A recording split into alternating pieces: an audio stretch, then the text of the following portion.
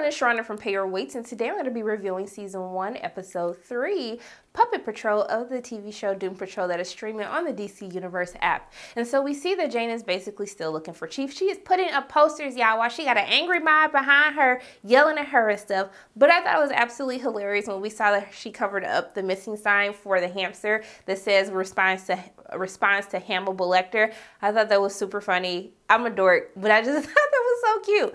But we see that after doing some snooping in Chief's office, that the gang sees that he had a picture of the donkey and that it was in Paraguay. And so they all decide to go to Paraguay. But Victor's like, oh, let me go ahead and take my little jet. And then his daddy said, hell no, you're not going to use my coins to do anything, sir. This is your mission. I do not condone it. So you figure out how you're going to do it. And so they embark on a 2-week road trip to Paraguay.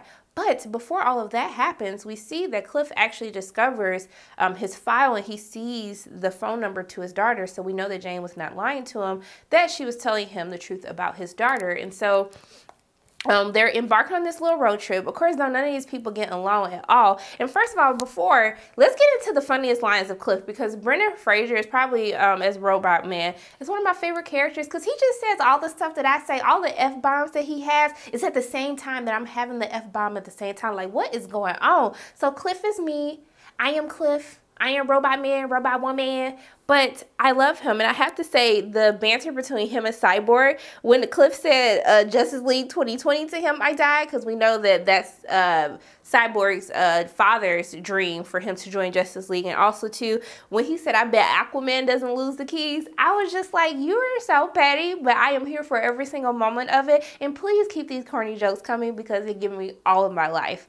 So we see them embark on this journey to Paraguay to basically figure out the backstory of Mr. Nobody, which brings this hilarious way to tell the story of a puppet show. So they go to Paraguay because Jane gets tired of waiting on Rita to get out of the bathroom, because she's having a moment where she's becoming a blob. So she's trying to figure out how to control her blobbiness. And then Jane said, I did not have time for this. So she basically teleports, one of her personalities teleports her, Larry, and Cliff to Paraguay. And so they run into this man, and I cannot think of his name, but he is one of my favorite characters, but I cannot remember what show he was on. Was it Gilmore Girls? Was Ugly Betty? I don't know why it can't come to my mind, but somebody please tell me in the comment section below, because you guys always keep me straight.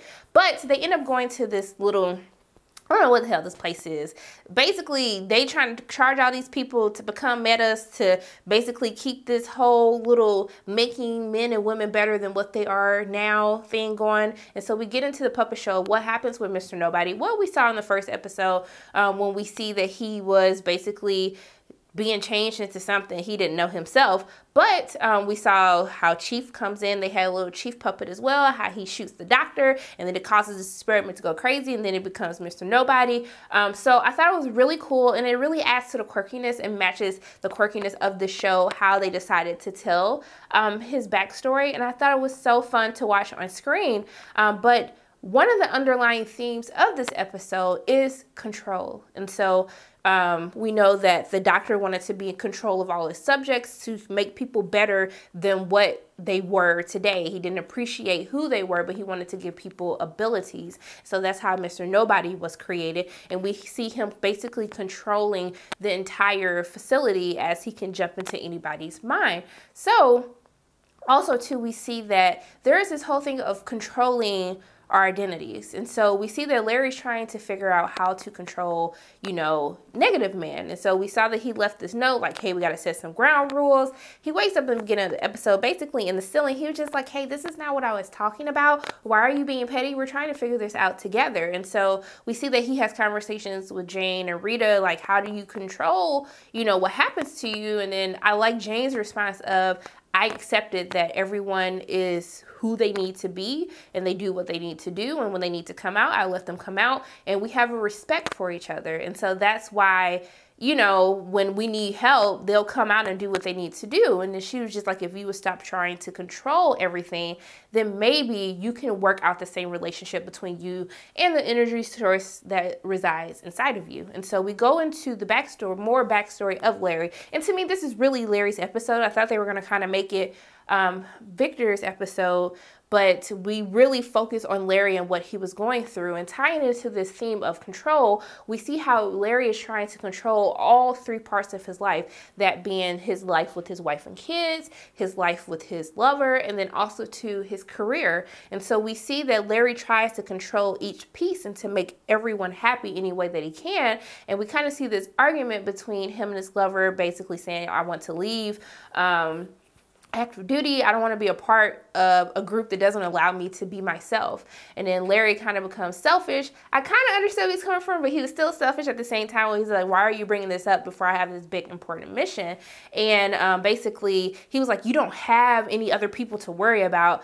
And I was just like, ooh, that was really harsh, Larry, like do better. And so we see that Larry's kind of stretching himself thin, trying to promise his wife, who we see this interaction where she knows that she can't be what he needs her to be.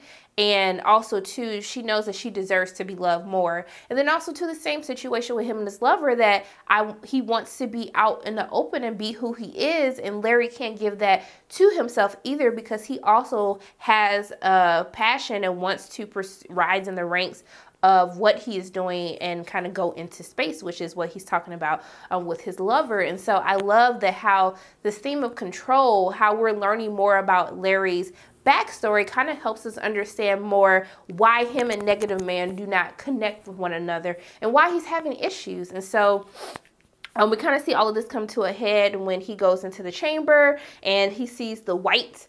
And that's kind of like a throwback to even when Mr. Nobody, if you read the comics, he talked about how all he saw was white light the entire time. And so we see that Larry is kind of having to come face to face with his issues that he really has not dealt with yet. And so also too, we see these underlying themes of control between Cliff trying to figure out if he's going to call his daughter, if he wants to bring back that old part of his life, you know, into what he's doing now. And also too with Rita, as Victor kind of talks to her, like, why do you want to run away from everything all the time? Why do you not want to find Chief? What are you scared of? And she is scared that she cannot control what happens to her when she becomes this blob. And so I really loved how that underlying theme tied in with all of the characters. And then even also too, when he confronts, the doctor confronts Jane about the traumatic things that happened that led her to all of these personalities, how she kind of says, no, that was not my way to try to control the situation. It was you scientists experimenting on me that got me to where I am today. So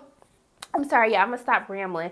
But I really enjoyed this episode. I really love how they keep diving deeper and deeper into these characters to try to help them understand who they are now. We got to see some of them work together, really just Cliff and Jane. They were like fighting everybody. Cliff and killed everybody in the hallway and he was looking crazy. I was like, yes, you see all that blood splatting? I do not condone violence, but it was fun to see. But I enjoyed this episode. And also too, we get to see, what is his name? I still do not know his name, but I watch him in everything. But I'm trying to figure out, I know that this character actually comes out in the first part of Doom Patrol, the 1964 version, the first Doom Patrol series of the comics, and I think it's issue 89. His backstory is a little bit different. He's like a doctor, and basically they're like doing this experiment, but then he ends up falling into it, and then he changes into all these like random different things. But I can't remember what they call him. I'm sorry, y'all. Let me try to find it real quick because I do want to make sure that I get it right. It's something crazy too. They call him the Animal, Vegetable, Mineral Menace. I was just like, that was way too much, y'all. But I think he's called something a little bit not as crazy. But yeah, basically he like shifts into all these different things. I don't know how that's going to be in the show, but we see at the end he steps out like, guys, they thought they destroyed the place, but he come out like, is this what's supposed to happen? Was I supposed to be in here this long? So yeah, so sorry for the rambling, you guys. Those are pretty much my thoughts on episode 3, Doom Patrol, Puppet Patrol, the episode. As always, my name is Sharronda from Pay Your Weights, and if you like what you saw today, make sure you hit the like button, hit subscribe, share this video with your friends, and let me know how you're feeling about Doom Patrol so far. Like, do you like it? Do you not like it? For me personally, I still think that the first episode was probably my favorite episode, and this is second, and then the second episode is third so far, just to give you my little quick ranking. But just make sure that you watch this video, watch my other videos, okay? And then watch some more videos and tell your friends to watch those videos, and I will see you soon.